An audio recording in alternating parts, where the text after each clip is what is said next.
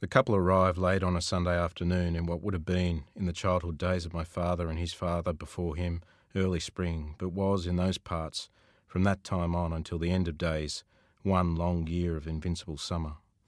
They pulled up out the front of the general store in a taxi with southern plates, towing a trailer with an upright piano there in it. The piano gagged with foam, roped down like it had been kidnapped. Only the man got out of the taxi. He checked the tightness of the rope, checked the piano for scratches, dust, patted it like he would the head of an obedient child. Like most from down south, he had trouble moving gracefully through the rainbow-coloured fly-strip door, blue and red ribbons tangling up in his ears. He swatted the strips away like they were blowflies. In that endless summer there were few things the heat had not parched from my memory, but this was one, those large listening ears, confused by the tongue-lashing of the fly-strips. The other was his hands, fingers as long and slender as the arms of a starfish, though frightened somehow into a knuckle grip around a square of paper, a list of things, groceries and the like, which he unfolded onto the flat of the counter. Only later, much later, did I notice the sadness that was about to change the shape of his eyes. Welcome to the Good Reading Magazine podcast, sponsored by Pantera Press. Good Reading is a monthly magazine dedicated to books and reading and aims to help readers discover their next favourite book. You can find out more about the books discussed on today's podcast at goodreadingmagazine.com.au. Hi and welcome to the Good Reading podcast. Angus Dalton here with you. You just heard Sydney author Craig Ensor reading from his debut novel, The Warming. It's 200 years into the future, and Finch is a 15-year-old boy living in a near-deserted coastal town on the south coast of New South Wales. Cities like Brisbane and Sydney have been laid to waste by temperatures cracking 50 and rising seawater. Most of the world's dwindling population has migrated towards the Earth's poles. Finch must eventually follow the Great Migration south, but for now he lives a quiet existence with his father until a husband and wife move into a house further down the beach, bringing with them a piano and plenty of secrets. Craig is here with me to chat about The Warming. Hey Craig, how are you? Very good. It feels sort of ironic that we're talking about The Warming today because it feels like winter has finally snapped. I know. It's been a very warm May until today. It really has. I went for a swim last week, and that's like the definition of guilty pleasure, like swimming in the ocean in late autumn and not shivering. I was like, this is beautiful, but it should not be like this. That's right. Absolutely. So, you're a lawyer, right? Yes. What led you to pursue a career in law? I think it was a friend's suggestion. I'd done an arts degree and I was on a gap year, and a friend suggested I might be good at it. So I did a graduate law degree and found out that I turned out to be okay at it, and from there I kept going for the last 20 years. Yeah, fantastic. And what area of the law do you work in now? So I'm in commercial banking, litigation, disputes and insolvency. Okay, and so among all the litigation, where did this creative writing side come through? Well, it's always been a passion of mine that I've sort of dipped into on weekends and whenever I get a spare moment, and it's stayed with me. It's an itch I just can't scratch. So for 25 years I've just been chipping away at it on the weekends and when I can as a hobby, really, and never giving up. And except for this one, I decided about a year or 18 months ago to send it out to a few publishers, and I was lucky enough to get one hit. Yeah, fantastic. That's all you need. Yeah, absolutely. So before The Warming, was it just sort of short stories and stuff like that? Yeah, just the odd short story and just sort of dabbling at other projects over time. Yeah. Was this the first novel that you really tried to go for and finish? Yeah, this is the one that I've taken all the way to completion through an editorial process and structural and edit and copy edit. There have been other novels that I've had a crack at in the past that haven't got to that level. Yeah. They're in the bottom of the drawer. Yeah. Well, every good writer has a couple of those manuscripts at the bottom of the drawer that might never see the light of day, but you never know. That's right. They all contributed in one way to this in hopefully improving me over time. Absolutely, yeah. When you did that arts degree, did you do any writing through that? Yeah, bits and pieces. I did a double major in English and philosophy, so I picked up my sort of love of literature through that degree, and and have kept it ever since. What particular writers or books did you sort of come across during that degree? The modernists mainly. You start on an English degree with Chaucer, and it's all a bit old and boring, and I sort of fast forwarded through to Joyce and Kafka and Proust and the modernists, because for me that was the exciting part. That's where formal innovation, experimentation was happening, and I wanted to read those. I wanted to get to the end quickly. Straight to the good stuff. Straight to the good stuff. Yeah. Well, tell me about The Warming and how the idea for the novel came to you. Well, it came as, I think it actually grew out of a trip I took to Tasmania with my wife in late 2013, where she was pregnant at the time, and I had this story sort of floating around in my head of a couple who were seeking sort of refuge from a secret by going to a beach house and removing themselves from the world entirely and all the technology and other distractions that go with it. They're trying to get away from the world and start again. So that was the germ of the idea. But I think the trip to Tasmania at the time and the fact that my wife was pregnant introduced a larger set of themes to it. The importance of children and also Tasmania as a backdrop to the setting. Because the second part of the novel shifts from a beach house south of Sydney down to Tasmania as they take the migration south to avoid the temperatures, the high temperatures, yeah. Yeah, so it's sort of more the situation the characters were in, and then came the sort of climate stuff to sort of push the plot forward, I guess? Yeah, that's true. I mean, it started off as an idea of the couple going away to remove themselves from society and technology, but the climate stuff and the larger story sort of fed its way in. It almost wrote itself in the process. It was always set in the future. It was always extremely hot, but the idea of following the trend south to Tasmania and then on to Antarctica and Mawson and taking that idea to its completion sort of grew out of the story itself. I didn't start with that as an end product. It came out of the story. It almost like it wanted to be told and insisted on being told. Yeah, that's so interesting because that whole warming side of the story is so important to it. But yeah, in the novel you imagine an Australia really warped by rising seas and temperatures. I mean, even a place that's as relatively south as Sydney is pretty deserted in the sort of future that you imagine in the novel. Do you recall when climate change sort of entered your consciousness and when you started realising that, or I guess being aware that we might be heading towards a future that is unviable because of climate change? I think it's always been in the back of my mind. I'm always sort of acutely aware of the weather and the weather changes, and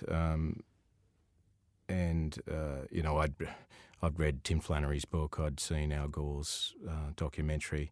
I was conscious of it, and it was somewhere in my subconscious, and it, as I said, it just sort of worked its way into the text and needed to be told. And the way it sort of evolved was something that probably took me surprise more than anything else, in the sense that it was almost a story that, as I said, demanded to be told or wanted to be told. And it's strange to say that you'd think that that I don't have that level of control over my material, but that's the way writing works in many ways. I'm not a planner. I'd start and I work sentence by sentence, paragraph by paragraph, page by page, and the story grows from there. Yeah. One of the things, because obviously Finch is our main character that we're going along with, and one of the things that comes out about his character is his like connection to nature and him exploring the rock pools that he has names for and the wonder that he discovers in each of those little rock pools. I was wondering, is that reflective of your own childhood? Did you spend a childhood on the coast? Well, I grew up in Sutherland Shire, which is when I think back at it, at the time, it's almost semi-rural in the sense that I lived in a suburban house, but there was a creek that about 100 metres away that I spent a lot of time in as a kid, and then we moved again near a golf course where there was creeks, and I'd spend time looking for golf balls and catching fish and stuff. So even though we were in Sydney, it still had that sort of rural aspect, and there was a connection to nature there that I had during my childhood. So I spent a lot of time looking at through rock pools or creeks, and that sort of that joy of childhood, of seeing things and finding things, discovering them for the first time, is one of life's first great joys. And I was trying to recapture that in Finch as a 15-year-old. But while he's at the same time, at the age of 15, his interests are shifting from the more childhood interests of looking at rock pools to the more serious interests of falling in love with an older woman. It's a very sort of formative age, that age. When I think of sci-fi or climate fiction, that genre, I sort of equate it with the more sci-fi genre, I guess. Yes. And there's a lot of books that imagine these worlds that are really super different to the one that we're living in now. With these crazy technological, advances. There's a couple of books out at the moment, about walls and cities, erecting big walls around them, which is obviously influenced by a certain political person across the sea. But what I loved about The Warming is that the world, especially that first half of the book where you spend with Finch by the sea, is it's not too unrecognisable from the world that we have now. And I think that's what sort of made it a little bit more scary, because it feels very real and very possible, but it's still in a world that is vastly different to the one that we're living in. Is that sort of what you were going for? Yeah, well, for me, I don't think things change that radically, and certainly in country areas, they don't change that radically.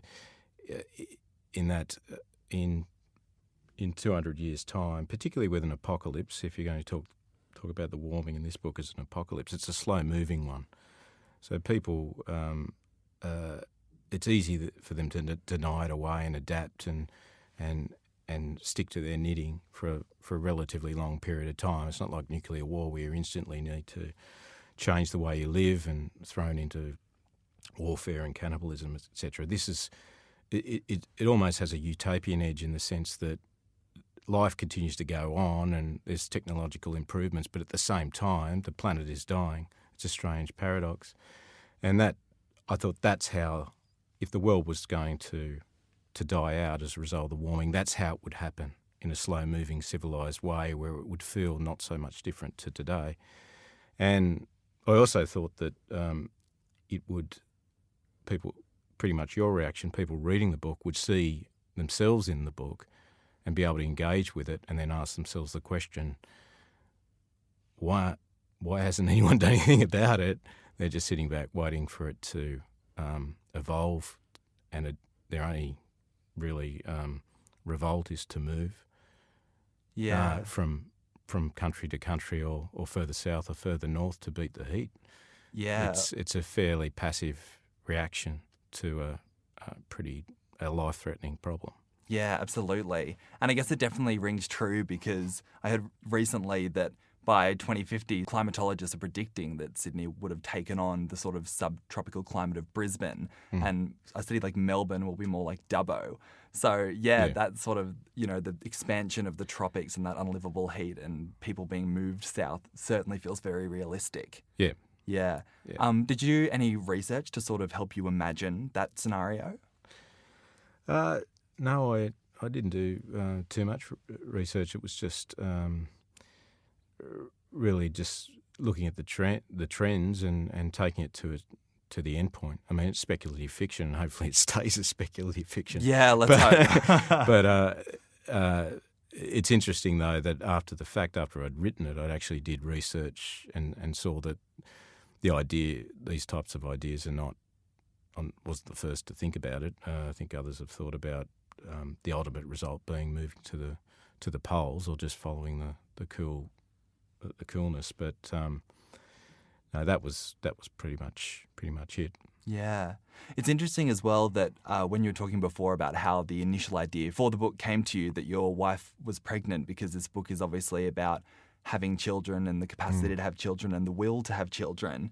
And there's a moment in The Warming, I think early on, where Finch's father mentions to something about Finch having kids of his own, and that sort of freaks Finch out because A, he's 15, and I think any 15-year-old is going to freak out at the proposition of having children. But also because they're in this world where the future is so uncertain. And it's funny because that sort of conversation is happening now. Like there's surveys going out, and I think there was one that came out from the Australian Conservation Foundation a few months ago that said 1 in every 3 women under 30 are reconsidering having kids because of climate change. Does that surprise you, that sort of statistic? I am surprised by that now. It was a very difficult thing to imagine, and a world that had got to a point where people were opting out of having children, not for lifestyle reasons, but just for the reason that they didn't want to bring a child into a world that child may not survive it. That was a very difficult thing to imagine, and I don't know whether I fully imagined it. But to hear about that starting to happen now is pretty horrifying. But it is a major part of the book in the sense that once you suspend disbelief that this may well happen, and in 200 years' time we could be at a point where the world's coming to an end, it raises a whole bunch of those questions. Not only the question of whether to create life, but another difficult question, whether you stay in it. If there's no purpose beyond yourself.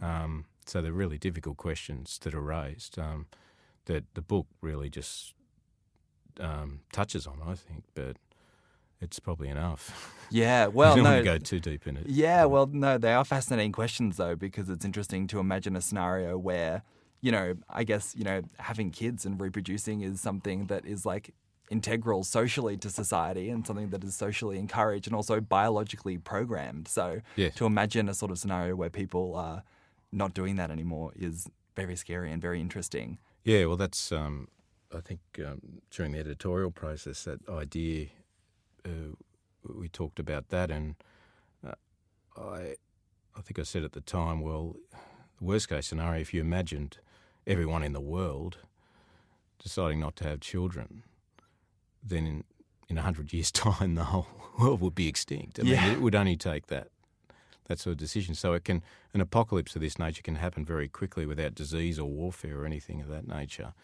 It can happen with a whimper, not a bang. Yeah. And that's I guess the scary part of this type of speculative story. Yeah, absolutely.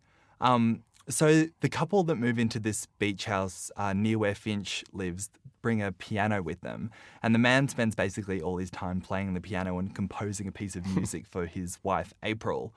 That piano and that piece of music become really important for Finch. Where did this musical thread of the story come from? Well, I love music myself. I've always wanted to play the piano. I can't play any instrument. All the musical parts are made up. Oh, really? I wouldn't have guessed that. That bit was researched to some extent. So I wanted to have that musical part, and I thought that it created an interesting tension between the couple that were trying to get away from technology to restart their lives after a tragedy that happened in the past. But they do take the piano with them, which is a form of technology, even though it doesn't rely on electricity. And it's the piano in many ways that gets in between them, because he's devoted, this is the character William Spear, is devoted to April, but he's also devoted to music and composing. And it's the composition that he's bent on writing for her, for April Forever, that drives a wedge between them that Finch ultimately kind of steps into as a 15-year-old. So it's an interesting sort of paradox there, or irony, that it's music that ultimately brings them undone. Yeah, and as you say, Finch sort of steps in and he's quite infatuated with April. And the book is very much sort of, I guess, about their relationship in many ways. Why does the story centre on Finch and April and their relationship? Like, what about that dynamic between them was interesting to you? I think it's probably more from Finch's perspective in the sense that it was his first love that in falling in love with her, and he never really got over her after she left the beach house, after Spear and April broke up, and then. But there was a connection that they built. From her perspective, I think it was because the relationship she had with Spear was breaking down, and she was younger than him. She was 22 and Finch is 15, so she was still partially a child as well, and she just wanted to get away from the seriousness, and she found solace in sort of the games and the things, the adventures that she did with Finch as a child. And build a bond with him through that process. And then obviously there was something that was built at that point, wasn't finally consummated in any way other than a kiss until they get to university and they're ready to take it further from that point on. So very much a coming-of-age story as well, I guess. Do you look at it that way? Yeah, I think so. When you look at the book, it's really... It's told as a memoir from the future. It's a 76-year-old man looking back on his life from the time that he was 15 when he first met April all the way through until he's 76. And but the first third of it is a coming-of-age story, and then it moves to different phases of their lives. Yeah. And he's telling this 76-year-old Finch is telling it from Mawson, right, on Antarctica. Yeah. Why did you choose to have him tell it as an old man looking back on his life?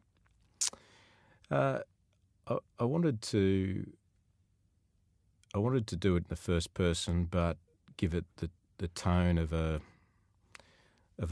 memoir, almost like a melancholic, elegiac type tone to it, so that it would add more texture to it. So it has a double perspective. It's when he's looking back through the eyes of an old man, but then he's also looking back through the eyes of a 15-year-old. So it gives that extra layer of sort of complexity and meaning to it. Yeah. You used the word melancholic there, and I know also we've talked a lot about doom and gloom, but I don't want to scare people off because your writing is so beautiful to the point of delight as well. So thank you. I don't want people to be scared off because it is absolutely beautiful. Are there any writers you look up to or are inspired by in that regard, in terms of the style of your actual writing? Well, I've gone through many phases through my life. In terms of, I started off, Raymond Carver was a Cormac McCarthy. I got stuck on the seas, Coetzee. But then, but it took me a while to sort of develop my own style. I mean, a lot of the work I did in the past were just imitations of those authors, and it took a long time to get to a voice that I was sort of comfortable, that came through me very easily. Yeah. So there's probably hints of many different authors throughout the book, a number of different voices may be heard, but not one single one, I suspect. Yeah. I've heard that from a lot of authors, actually. Like, they learn to write sort of through imitation, and then eventually, like, your own voice emerges, and then there's no going back from there. Like, you found it, right? Yeah. Yep. What does your bookshelf look like? Do you read a lot in this sort of speculative fiction genre, or do you go for sort of other genres as well? No, it's generally sort of literary fiction, historical, lots of Penguin classics. So I don't read much in the speculative fiction at all space. Not a lot of science fiction either. Although I've read DeLillo's Zero K. That's probably the most recent one. So but I'm quite open to pursuing any genre to fit the story, and the quality of the work stays the same. So I'm quite open to write a mystery story, ghost story, thriller, doesn't matter. As long as they have depth and raise interesting questions that interest me, that's what matters. Yeah, fantastic. Can you give us any recommendations of books that you've read recently that impressed you? Oh, that's a hard question. I know, everyone always hates this one. It's a curly one. I tell you one book I did read was in the speculative fiction terrain, was Station 11 by Emily St. John Mandel, which was about the Georgian flu killing off 99% of the population. And then a story about a travelling troupe who were playing Shakespeare's plays 20 years later in a world sort of that had been deprived of technology, people, planes, electricity, everything you take for granted. And that was really, really well written, good book. A little bit different to mine in the sense that because there was this massive apocalyptic event that was sudden, it threw everything out so that there was war, there was death, there was disease, perhaps even cannibalism, I can't remember. But Wow. But it's a lot darker world than my world. The world in the warming is still very, very civilised. Yeah. It's as I say in the book, it's kind of a late flowering, leading towards the hopefully the ultimate end, which may be avoided through technology, through the arcs that are being built during the latter half of the book, and where many people put hope, life will continue, or humanity will continue on these great arcs that are floating around the oceans. Yeah. Has writing this book and imagining all of that changed the way that you think about the climate change debate that we're having now? Yeah, so it's made me a lot more sensitive and aware of the acuteness of the problem, and having to grapple with some of the issues that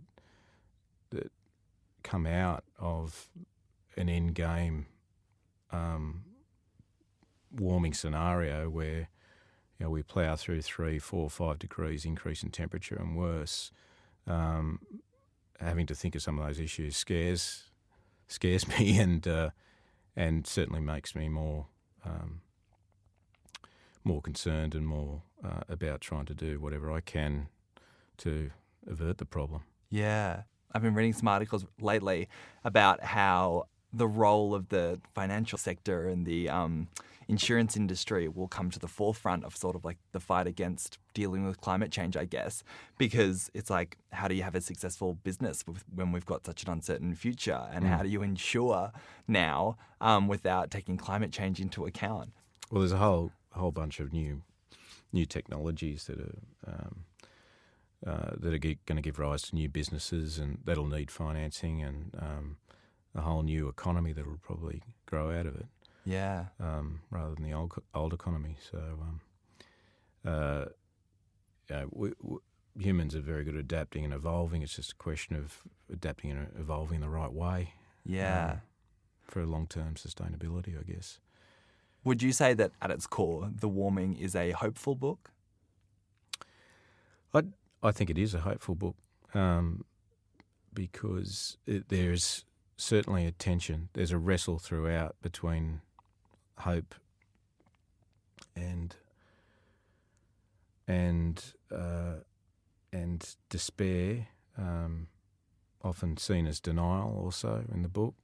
And that's even in Finch himself, he starts to, notwithstanding that he is much more enlightened than his father, starts to sound like his father at certain points and sound conservative in his thinking. But at the end of it, I think he realises that obviously family is the most important thing, and he needs to do whatever he can to keep his family together. And if that means moving to the arcs, then for survival, then that must happen. Yeah. So I think ultimately it is a hopeful book. Yeah. Well, I think you've tantalised people enough, and As I said, this is such a beautiful, fascinating book, and I hope heaps of people read it. And it's been so lovely to have you in to chat to you, Craig. Thank you so much. Thanks, Angus. Cheers. Thanks for listening to this episode of the Good Reading Podcast. The Warming by Craig Ensor is published by Impact Press. It's out now at all good bookshops, including Good Reading's online store at goodreadingmagazine.com.au.